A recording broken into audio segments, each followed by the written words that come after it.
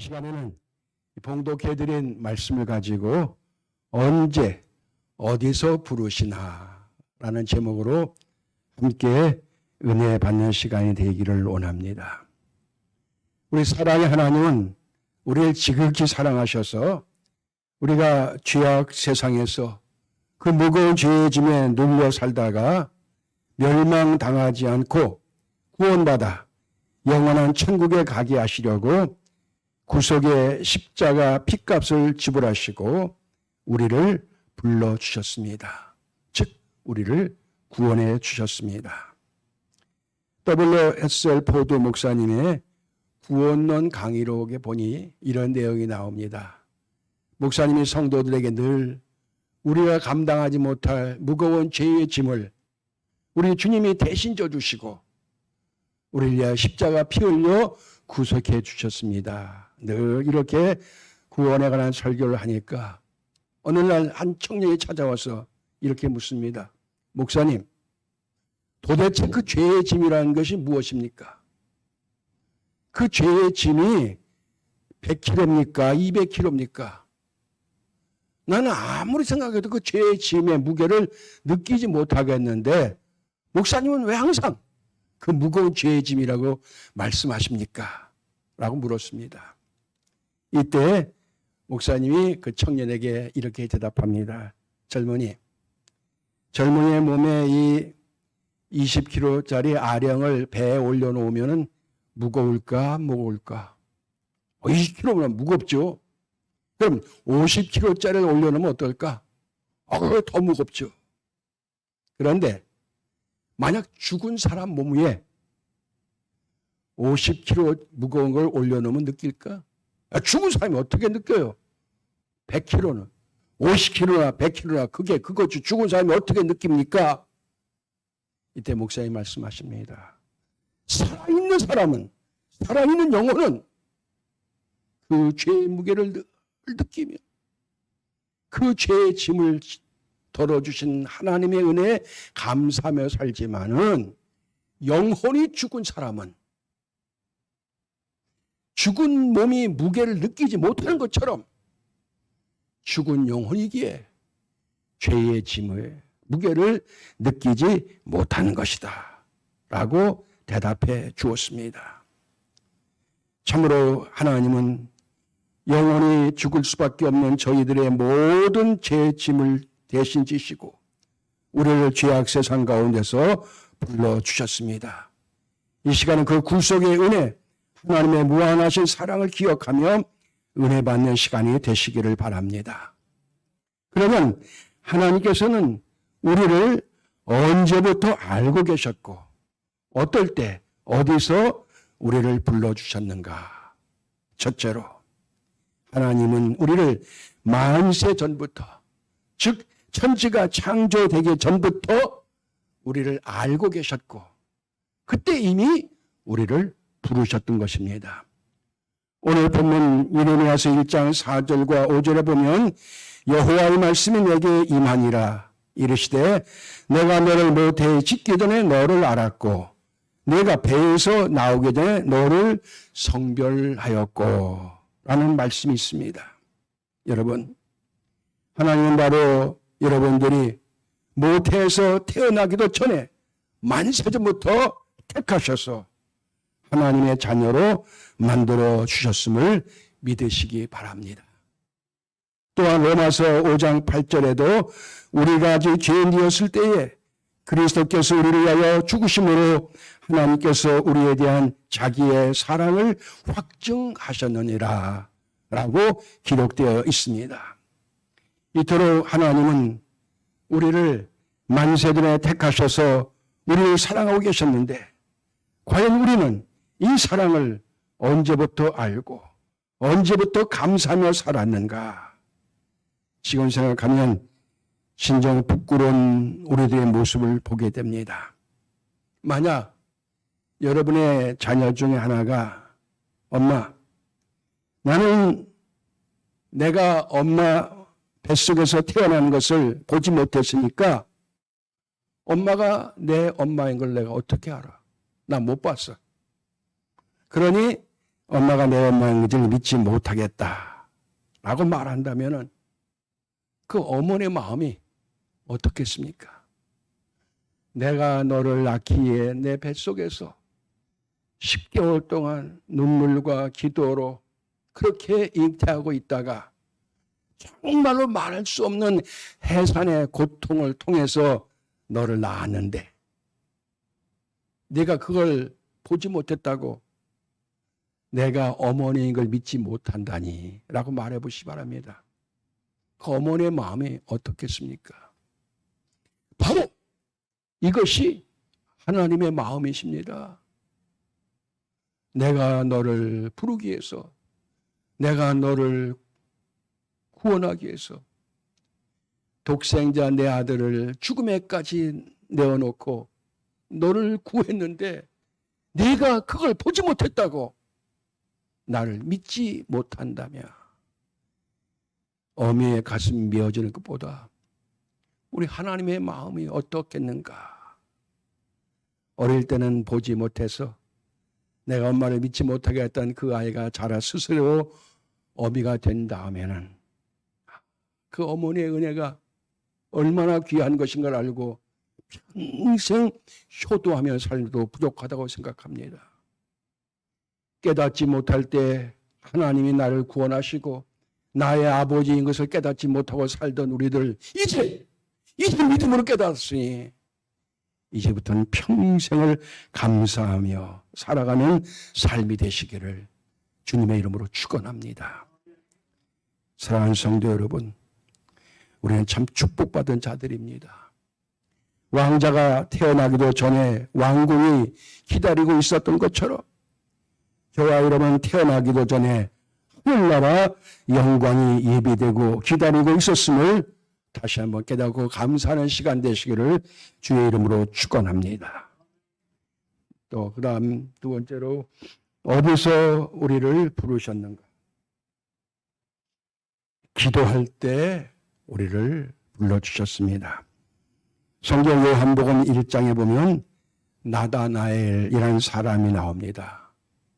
그는 예수님으로부터 요한복음 1장 47절에 보니까 참 이스라엘 사람이다 라고 칭찬받을 만큼 종교적 열정과 간사한 것이 없는 사람이었습니다. 그런데 안타깝게도 메시아 예수님을 만나지 못했었고 그 예수님이 누구이신지도 모르는 상태였습니다. 그러나 그는 종교적 열정을 가지고 메시아 그분을 만나기를 소망하고 있었습니다. 그래서 빌립이 예수님께 대해서 증거할 때에 내가 메시아 예수님을 만났다 하니까 나다나엘이 이렇게 대답하죠. 야, 나사렛에서 무슨 선한 것이 나겠느냐. 우리말로 그 빈촌에서 그 무지한 사람들이 사는 동네에서 어떻게 우리의 구세주 만왕의 왕이 나시겠느냐라고 예수님에 대해서 전혀 무지한 사람이었습니다. 그러나 그에게는 모든 유대인들의 한결같은 열망인 메시아를 만나고 싶은 그 마음이 가득해서 아무도 없는 조용한 시간에 무화과 나무 아래에서 하나님께 기도했던 사람입니다. 기도의 사람이었습니다. 하나님 이렇게 신앙의 열정을 가진 나다나엘을 기억하셨습니다. 그래서 그가 예수님을 만났을 때 예수님은 그에게 말씀하시기를 빌립이 너를 부르기 전에 내가 무화과 나무 아래에 있을 때 보았노라 라고 말씀해 주셨습니다. 여러분도 하나님이 직접 부르시는 소리를 듣고 싶으십니까? 엎드려 간구하고 기도하시기 바랍니다. 하나님은 성도가 자기 자녀가 기도하는 것을 절대로 외면하지 아니하시고 기도 소리를 거절하지 않으시는 분입니다. 기도는 우리에게 생각 밖으로 놀라운 역사를 이루는 능력의 보따리입니다. 큰 건물 아니면 특별히 이제 숙박시설에 보면은 마스터 키, 즉 맞는 키라는 것이 있습니다. 그 키만 가지고 있으면 어떤 문도 다 열고 들어갈 수가 있습니다. 세상에 많은 문제를 해결해야 되는데 그 해결의 길은 천국 창고에 가득 차 있습니다. 하나님은 언제 어느 때 어떤 창고라도 열을 수 있는 만능 열쇠 마스터 키를 우리에게 주셨는데 그것이 바로 기도라는 열쇠인 것입니다.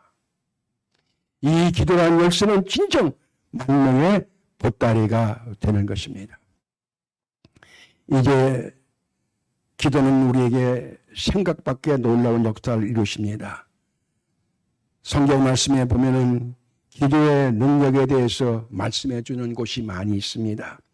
예레미야서 33장 3절 너는 내게 부르지라 내가 내게 응답하겠고 네가 알지 못한 크고 비밀한 은밀한 일을 네게 보이리라.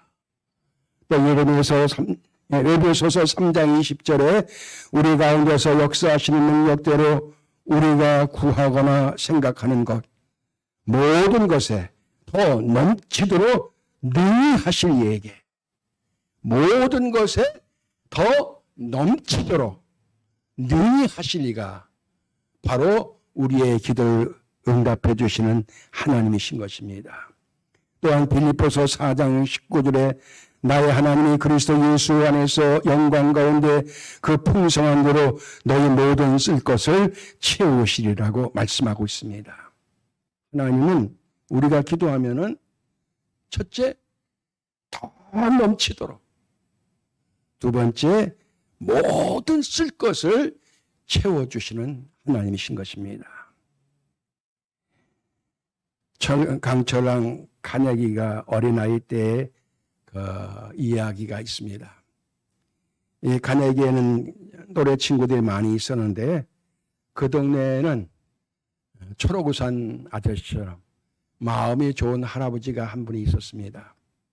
그래서 이 할아버지는 이제 동네 아이들을 자주 만나는데 만나러 나올 때마다 큰 주머니에다가 사탕을 가득 넣어가지고 왔습니다. 그리고 아이들 만나면은 야 사탕 먹어라 하면 아이들이 야 와서 할아버지 주머니에서 사탕을 꺼내갑니다. 그런데 간혁이는 다른 친구들이 다 가져가도록 가만히 있습니다. 할아버지가 왜 하다 그래도 가만히 있으니까 아이 녀석 하더니 할아버지가 주머니에 손을 넣어서 사탕을 꺼내 주었습니다. 할아버지가 간 다음에 친구들이 묻습니다. 야, 너는 왜 할아버지가 사탕 가지고 가라는데 안 가져가니? 그때 간혁이가 니들 손에 사탕 몇 개야? 조만 고사의 손에 난 3개, 난 4개, 나 몇 개인 줄 아니? 나 15개. 예. 이 간혁이는 제가 가져가는 것보다 할아버지한테 맡겨놓는 것이 많은 것을 알고 있었습니다. 우리의 기도가 가끔 그럽니다. 하나님의 능력을 알지 못하고 내가 기도 응답 시간, 기도 응답 방법, 기도 응답 크게까지 다 정해놓고 이대로 해주시는 하나님은 응답하시는 하나님이시고 이렇게 하나님은 없는 하나님이라고 생각하는데 아닙니다. 우리는 기도할 뿐입니다. 분고할 뿐입니다. 맡기고 기도하면은 내 생각보다 크고 내 생각보다 높고 내 생각보다 넓으신 분이 자꾸 넘치도록 채워주실 줄로 믿습니다. 하나님을 만나시기 원합니까? 엎드려 기도하시기를 주의 이름으로 축원합니다. 세 번째로 간절히 원하고 소망할 때 또 그 자리에서 우리를 불러주십니다. 누가복음 2장 36절에 보면 세상에서 가장 불행한 여인이 나오고 있습니다. 왜 또 남존여비 여자를 무시하는 말을 하는가 생각하는데 그런 의미가 아닙니다. 여인이 젊어서 아름답거나 아니면 늙어도 재물이 있거나 그래도 돌볼 가족이 있으면 관심을 얻지만 늙고 가난하고 아무도 돌볼 사람이 없으면 무관심과 외면을 당합니다. 많은 여인 중에 잊혀진 여인이 가장 불행한 여인이라는 어느 시인의 표현처럼 여기 그렇게 불행한 여인이 한 명 나옵니다. 그가 바로 아셀 지파 다니엘의 딸 안나라는 노파였습니다. 그는 또 꽃다운 나이에 시집가서 깨가 쏟아지고 꿈과 같은 결혼 생활은 불과 7년밖에 못하고 홀로 과부가 되어 이미 나이가 84세가 된 노파요 참 과부였습니다. 모든 사람에게 점점 잊혀져가는 여인이었습니다. 그러나 그런 가운데서도 그는 내 생전에 메시아 주님을 만나고픈 그 간절한 열망 때문에 성전을 떠나지 아니했고 주야로 금식하며 갈망하는 생활을 했을 때에 예수님의 결례를 받으러 나오시는 때 가장 먼저 부자도 아니요, 힘 좋다고 자랑하던 남자도 아니요, 젊은이도 아니요, 세상에서 가장 볼품없고 버림받은 분 같은 그 노파였지만은 우리 주님을 가장 먼저 가슴에 안고 축복하며 감사할 수 있는 그러한 은혜를 받았던 것입니다. 사랑하는 성도 여러분, 여러분도 하나님의 부르심을 뜨겁게 체험하기를 원하십니까? 갈급한 심령으로 갈망하시기 바랍니다. 은혜 받기를 원한다면 금식하며 밤낮으로 간구하며 뜨겁게 사모해야 됩니다. 간절하고 갈망하라는 말은 많은 사람들이 어려움이 있으면은 좋은 게 좋다고 미쳐봐야 본전이니까 그냥 여기도 구해보고 저기도 구해보면서 하나님 앞에도 한번 구해봅니다. 하나님이 계시면은 그거 주시고 아니면 할 수 없는 거고 뭐 다른 방법 찾아봐야지. 이런 마음엔 결코 하나님이 그에게 찾아오셔서 만나주시지 아니하십니다. 정말 우리는 세속적인 표현이지만 바짓가랑이 붙잡는 마음으로 하나님 해결해 주시옵소서. 하나님 주시옵소서. 만약 주님이 이 손을 놓으시면은 나는 죽을 수밖에 없나이다. 오직 주님만이 나의 꿈이요, 나의 소망이요, 나의 유일한 방법이다. 이렇게 절박한 마음으로 주님 앞에 간구할 때 하나님 그 갈망하는 자, 소망하는 자에게 나타나 주시는 것입니다. 마지막 네 번째로 낙심하고 넘어져서 세상에서 외면당할 때 하나님은 우리를 불러주십니다. 성경에 모세라는 분이 나옵니다. 그는 참 능력자였습니다. 그는 혈기가 왕성하였고 또 애굽의 왕자라는 그 권세 등등했습니다.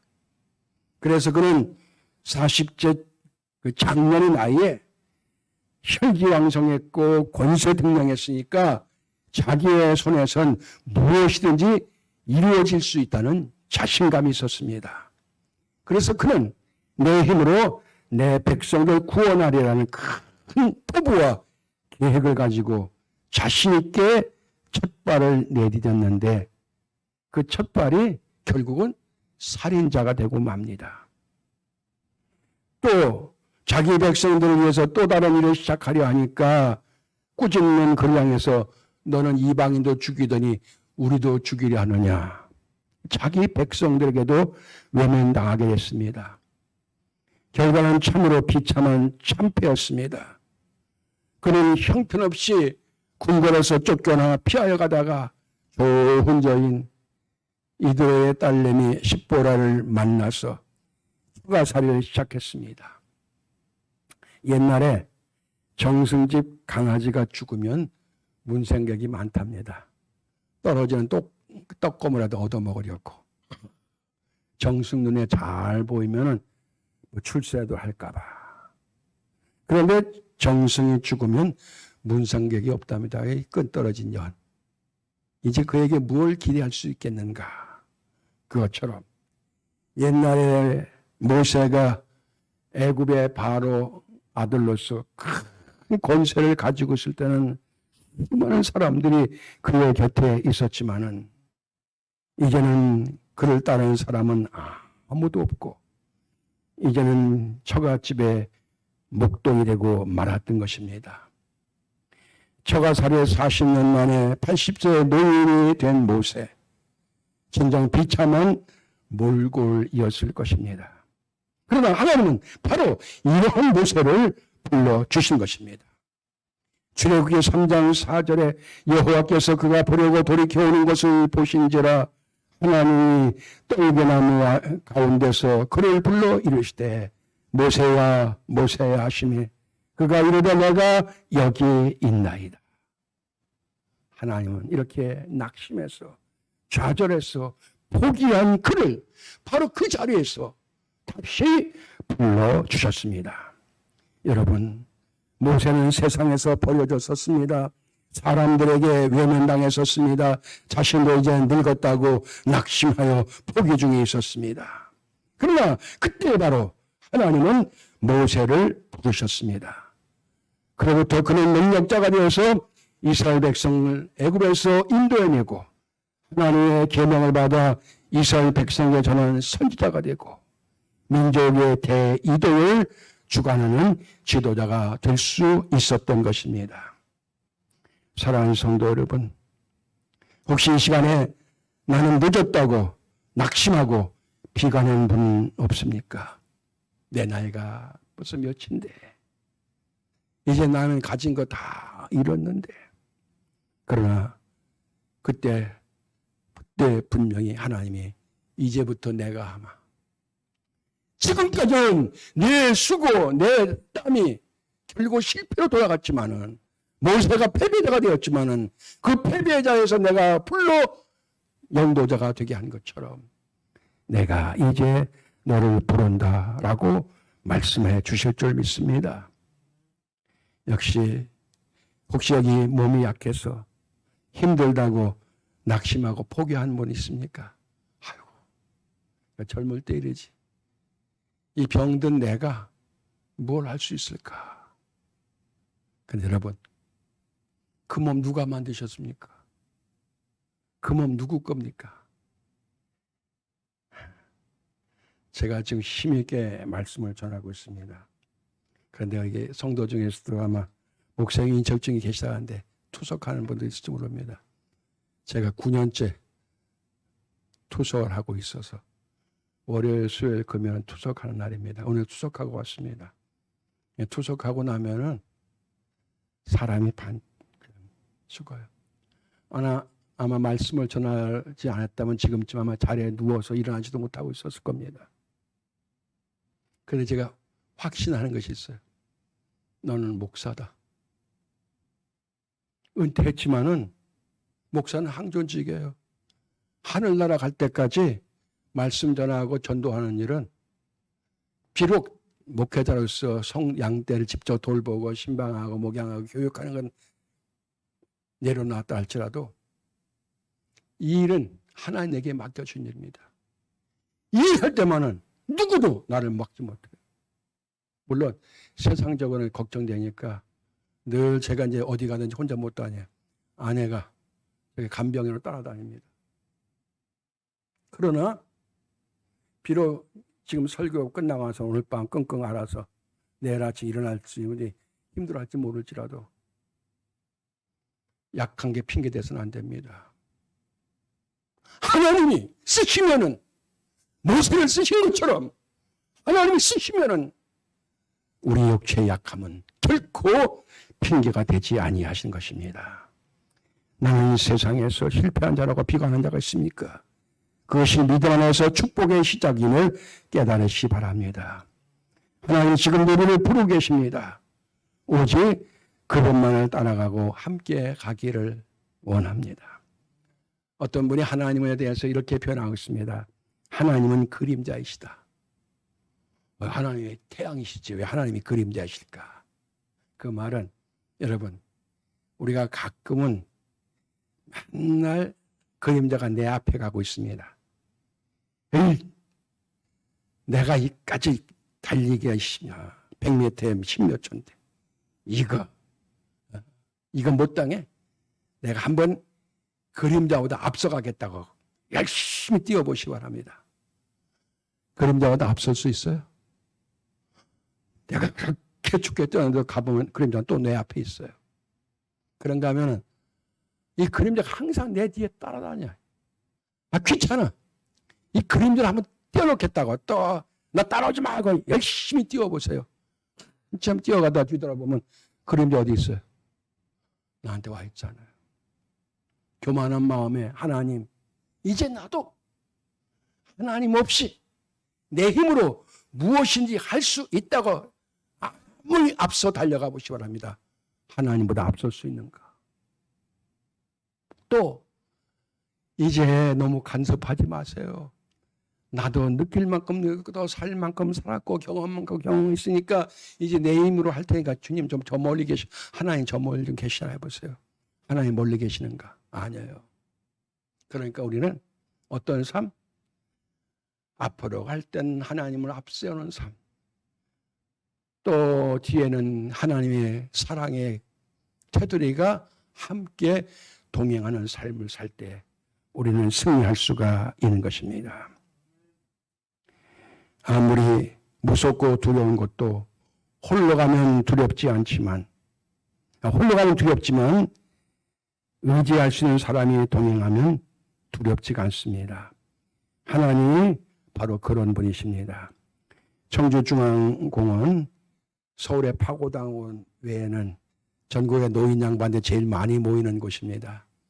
제가 이제 그곳에 연합회장하면서 그 노인들을 몇 번 만나서 식사도 대접하고 말씀을 전할 기회도 있었습니다.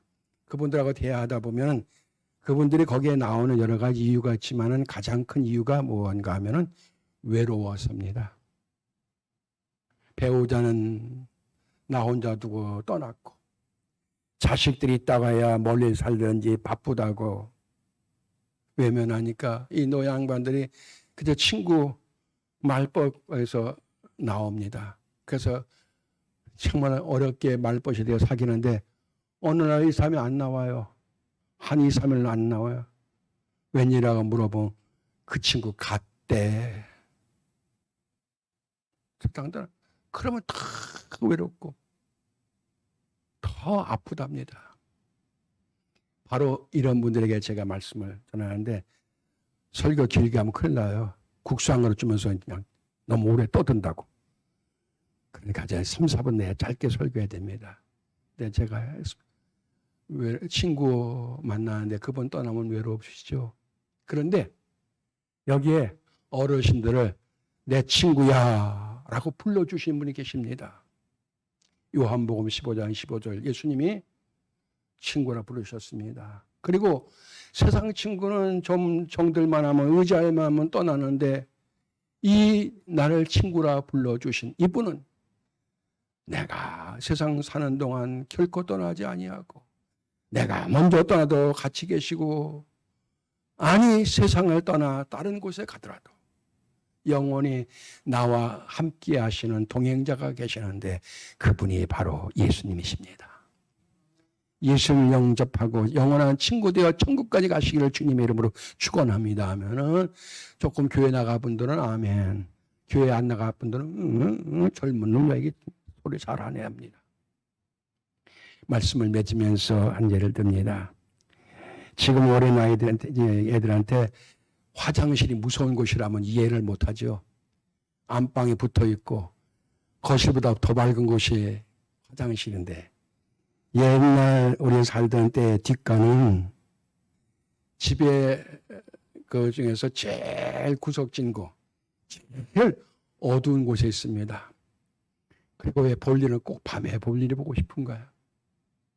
볼일을 보야겠는데 이 제일 어두운데 멀리 있으니까 무서워서 혼자 못 가요.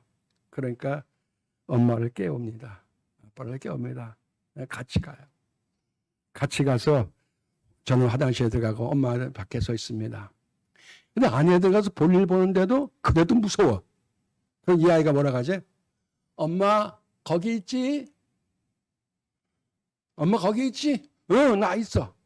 또 하다가 또 그냥 뭐 달걀이 시에서 올라오거든. 엄마 거기 있지? 나 여기 있다니까. 여러분, 세상의 삶을 살다가 두려울 때 있습니까? 나 혼자밖에 없다. 온 세상이 캄캄하고 두려움에 가득 찼을 때 하늘을 향해서 이렇게 한번 외쳐보시 바랍니다. 하나님, 거기 계시죠? 하나님, 나 불러주시려고, 내 기도 응답해 주시려고, 내 손 붙잡아 주시려고 지금도 거기 계시죠? 하나님은 무소부지하신 분입니다. 언제 어디서 우리가 하나님 거기 계시죠? 하고 부르면 오냐, 나 여기 있다. 두려워 말라, 놀라지 말라, 내가 너와 함께 하리라. 나의 의로운 오른손으로 너를 붙들어 주리라. 아멘.